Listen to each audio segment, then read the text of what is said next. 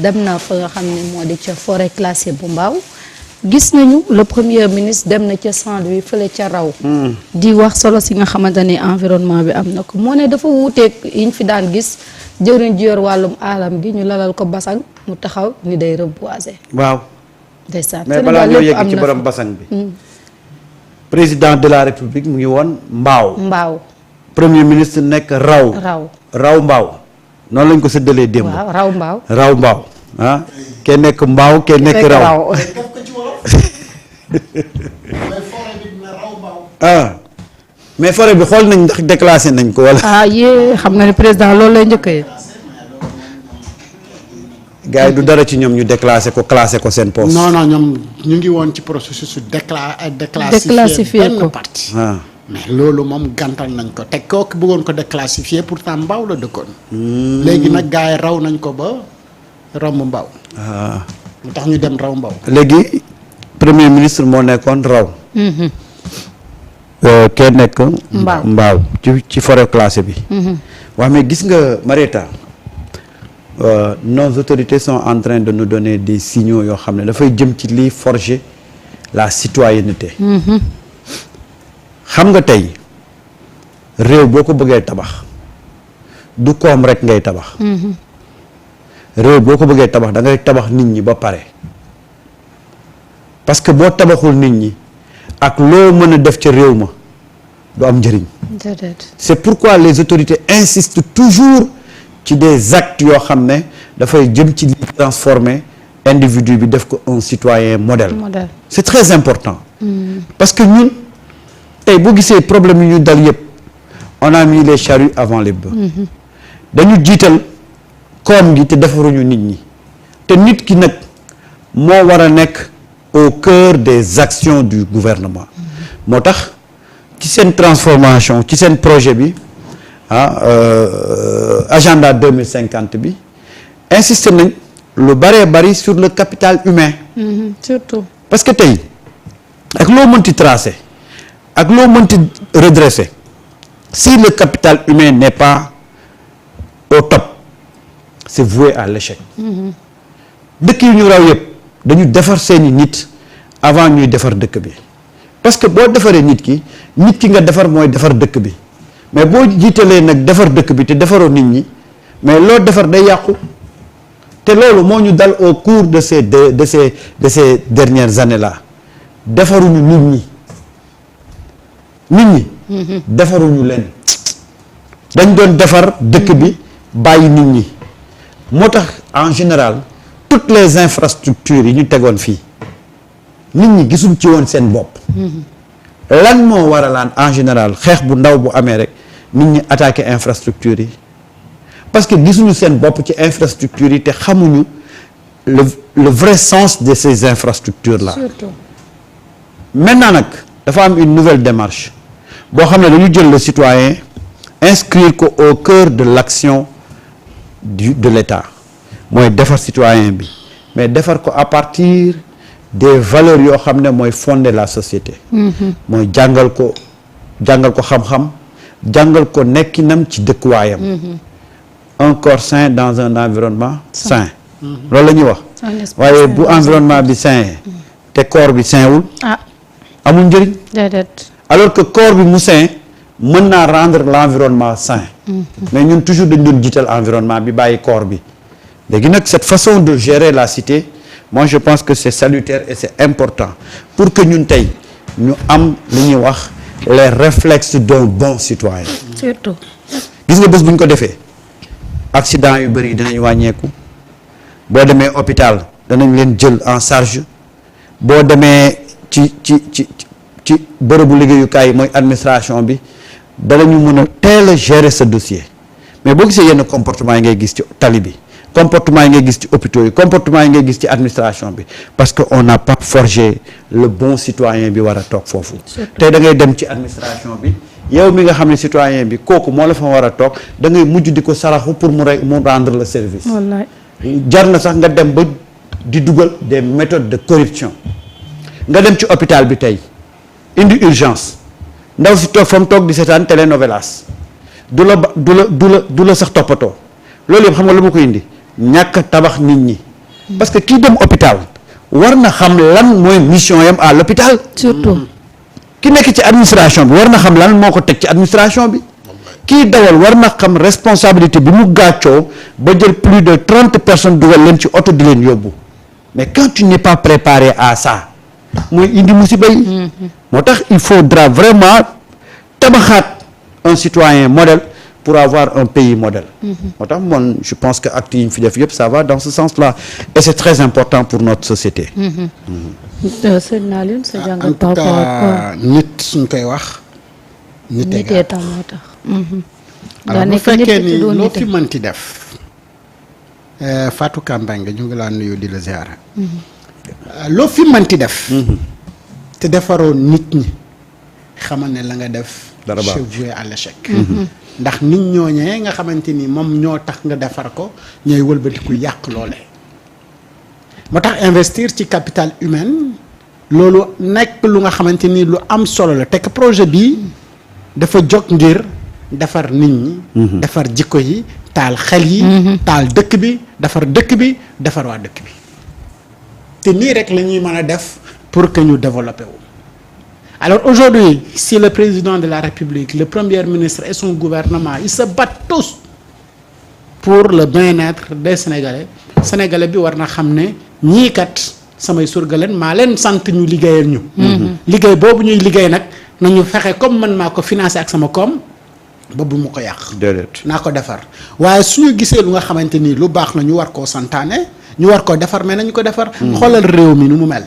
verdure daanaka doo ko gis ndakaaru kanaa fan yi sax ngay commencé di gis ne ñu ngi koy nettoyer muy set te ñu ngi góorgóorlu it di samp ay garab ngir ndakaaru soppi xar-xanam dëkk bu am verdure gis nga nu mu rafetee. nu mu neexee dëkk bu set gis ngeen nu mu mel.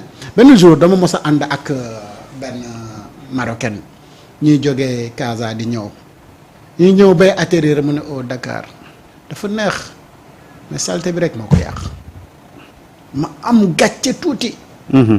ndax xam nga bu dee dëkk bi ñu ngi koy kañ. mais ñu ngi xool ne dafa tilim. alors tilim moom kan moo koy indi ndax dëkk bi moom tilimalul boppam. déedéet. ñi dëkk ci dëkk bi ñoo koy tilimal. te ñoo ko war a nettoyer. waaw donc ma ne lii de suñu autorités yi waroon nañ ko dégg xam ne war nañu def effort pour la célébrité bi nga xamante ni moom moo nekk à Dakar. su dul loolu kenn dàqale wu ñu dëkk ci àdduna yëpp. Sénégal ni mu mel nii ni ko yàlla bindee nii gis nga bakkan bi mu ko jox nii muy noyyi.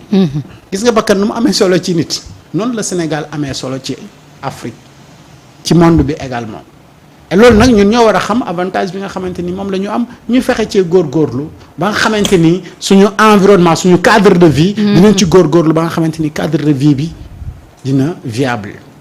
ak bépp politicien bu nga xamante ni. slogan am daf ma neexoon Déthié Fall maa ngi nuyu Binta Sarr bu Déthié. Binta Sarr bu Déthié waaw. dafa amoon slogan bu mu tuddee woon un pays beau à vivre. bon à vivre. beau à voir. bon à vivre. et bon à vivre. te loolu mooy li nga xamante ni moom la ñuy wër ci réew mi. fexe tabax dëkk bi ba nga xamante ni ci xar-xaram ci gis-gis dëkk bu rafet lay doon bu taaru waaye bu neex a dund ndax lépp jàppandi loolu nag mooy fexe ba nga xamante ni doomu réew mi ñëpp kenn ku si nekk. ci li nga war a nekk nga nekk ci. ñiy defar di defar ñi defar di jekki-jakkal di jekki-jakkal ñi war a xëy di liggéey ñi war a régler di régler ñi war a exécuter di exécuter li nga xamante ni moom lañ leen sant pour ñu def exécution boobu. absolument te kenn ku sa nekk à ton niveau boo defee li nga war a def coow li jeex. ñu bañ a nekk ay clouna nekk ci banlieue bi nekk ay adolescents yu nga xam ne xëy ñu gont ñu. waaye sàcc ak former suñuy gang di attaquer ay nit pour encaisser la ñu yor di taali mbir di attaquer ay boutique rek moom lañ fi nekkee clouna yi la ñu amoon nag ñoom état bi lañ doon attaquer. ñoom ñoo nekkoon au cœur de l' état mais ñoom soppali ko woon gang di piller li nga xamante ni moom. les ressources suñu ressources ma tax kii trouver trou boobu clouna xaw ma. maam Birame Wathie. vraiment inspiration. dégg naa ne moom moo leen njëkk a wooyee clouna. they are not cool nag. te xam nga lan moom métti man. kanaa dafa mosoon nekk RDC. xam naa rek. li ma métti mooy sénégalais bu génn. soo demee automatiquement da ngay adapté wu ci règle yi ñu teg ca dëkk ba nga dem. évidemment. kon daal fii ngay nekk di def lu la neex. waaye booy génn di adapté wu par force mais Sénégal sàmm ngay seen poubelle. waa ji naan kaasam ba pare sànni ko fii te poubelle baa ngi nii à quelques mètres. waaw wala ñu ñëw ba ci wetu poubelle bi sànni duggul ci poubelle bi ñu bàyyi ko fa dem.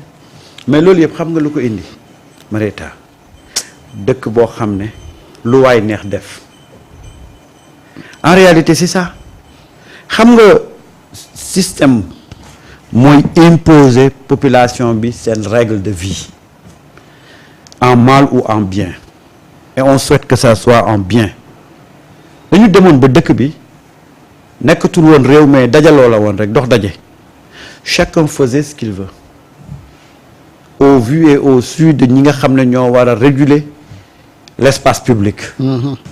mais kan moo ki bu fekkee ne ki war a réguler l'espace public moo war a njëkk a nekk ci yëfi maa tey mais nan lay demee. dina doy waar. c'est-à-dire que on a eu les signaux parce que quand on a un président boo xam ne 3 ans avant il a voté sans carte d'identité kooku bu ñëwee ci dëkk bi waay xam ngeen ne mënul jubal rang yi. déedéet ndax jubul moom. ndax jubul et malheureusement voilà ce qu'on a vécu au cours de ces dernières années c'était le laisser-aller total gis nga Marieta Sénégalais yi ñun on a l'impression que nous avons un peuple mature mais yàlla xam na ne des na lu bari lu ñu war a tabax. Est-ce que xam nga même les Sénégalais ont des problèmes pour ñëw traverser ci rond-point. waaw dañuy préférer di cegg fële ci kii. dañuy dem ba ci digg bi photo yi di dajee ñu jaar foofu ne foofu la ñuy jaar alors que à côté on te met des passages cloutés pour nga jàll fa mais na nga taxaw ci benn rond-point nga xool rare ngay gis des Sénégalais yoo xam ne mën nañu traverser sans exposer seen bopp. kër gi doxatul finalement mbedd bi moo lay yar. moo lay yar yaru mbedd bi xam nga lan lay doon mooy lu nekk sama xel rek ma def ko et voilà aujourd'hui ce qui loolu moo ñu arrivé da ngay dox ci mbedd di gis benn nit mu jékki-jékki jàdd ci benn miir taxaw di sax loolu ci gisin rek rafetul ci gisin rek rafetul waxuma la nag ah. mais Samba xam nga tey on parle de ça. on parle de la salubrité. propreté la ñu bëgg. waaw mais gis nga les mendiants ñi nga xamante ni ñoom ñooy toog autour des trucs ak yenn canal yeeg yenn rond-point yeeg mbir yooyu li ci ëpp si ñoom généralement gis nga seen siwo yooyu ñuy toog waaw ci suuf dafay vide parfois bu fekkee ne ci kaw canal lañ ko teg wala yu mel noonu dañ ko fay bàyyi c'est-à-dire suñu bëgg a dem ginnaaw kër dañuy ñëw toog rek nga foog ne dañoo toog pour lii ndeke ñu ngay wàcce effectivement gis nga li ngay wax nii benn jour laa fekk ñi nettoyer ñu koy déplorer côté face. donc yooyu c'est des problèmes à régler. mais. doy na waar de réew mi nag régler ko dina xaw a métti de. non mais. laata doy na waar de. xoolal li fi am yëpp. mais non mais ce qui est plus. mais li gën a grave mooy ñi nga xam ne ñoo nekk ci mbedd yi fees fi dell xamuloo ban nationalité lañ ñu ngi muur seen kanam yi mais mais il faut réguler le pays. wallaay il faut régler tout ça. il faut régler tout ça. te dañ fee fees dell nag xam nga taay la ñu ngi woon fële côté espace aéroport bi noonu. xam nga foofu lañ demoon def ay abri provisoire ñoom. il faut tout régler. bi Descos ñëwee dàq leen. léegi ñu ngi wër fu ne la ñuy nelawee. il faut les régler ku dëkkul ci dëkk bi ñu yóbbu la fa nga dëkk. mooy dëgg de. xam nga dëkk nag pour nga defar ko il faut nga sévère. oui pas un laisser aller ñii ku ne jógee fu ne muuru wala ay xale yu nga xam ne boo leen rombee ñu. ñu xëcc sa loxo. topp la di la yëlwaan ba fa non xale day dem jàngi. wax dëgg yàlla. alors on peut construire ce pays là donc pour construire ce pays là il faut ñu defar ko teg norme yëpp képp ku fi nekk di yëlwaan ñu delloo la fi nga dëkk. mooy dëgg de. problème mu dëkk bi waa dëkk bi rek dañ ko doy ni problème. donc ñun problème yi ñu am waa dëkk bi mais nañu régler problème yooyu ñi nga xamante ni dañu ñëw wàll si bëgg ñu teg yeneen problème mais ñun naturellement amuñu doole pour régler seen problème. il faut sanctionner et puis il faut être très sévère. ñu xool nag suñu frontières yi liy dugal nit ñi aussi si réew mi dafa yomb trop et puis ñu teg carte de séjour ay milliards yu nga xamante ni ñu ngi taxawaalu ci réew mi mais il faut ñu régler tous ces problèmes là ñu teg Sénégal ci raay. mooy dëgg de. te avec la volonté donc de ces du nouveau gouvernement mais na leen askan wi accompagner si loolu ñu avancer. képp ku identifier lu nga xamante ni jàpp nga ne lii sa waaye lu ñu war a régler la mais loolu ci man def ko pour ñu avancer. d'accord avec la porosité des frontières moom. laata ñuy comme Lido Maïga. Lido Maïga sax ñu tane. waaw tël rek romb. laata ñuy. non Mame Thierno ci Bey nee Ousmane na nag Sonko dañuy seetaan tout le temps mais 16h heure boobu day fekk muy liggéey. sama doom baay bi 14h bi donc. moom après la koy seetaan commenter quoi. ndeysaan doom baay. balaa ñuy dugg ci administration bi ak kàddu yi nga xam ne Sonko le premier ministre wax na leen ko dañuy wax ci monnaie unique de la CEDEAO l'éco annoncé pour 2027 avec ou sans tous les États membres. La CEDEAO relance avec fermeté le projet de monnaie unique. Après de multiples reports, l'éco devrait voir le jour en 2027. L'annonce marque un tournant stratégique.